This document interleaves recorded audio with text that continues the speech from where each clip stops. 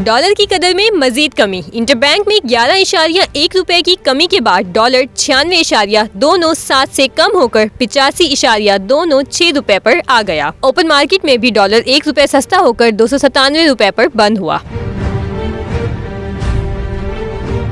उधर Pakistan stock market में कारोबारी हफ्ते का इख्तिताम तेजी पर हुआ। KSE 100 इंडेक्स मजीद 103 पॉइंट्स बढ़ गया। मार्केट सरमाए में 12 अरब रुपए का इजाफा हुआ।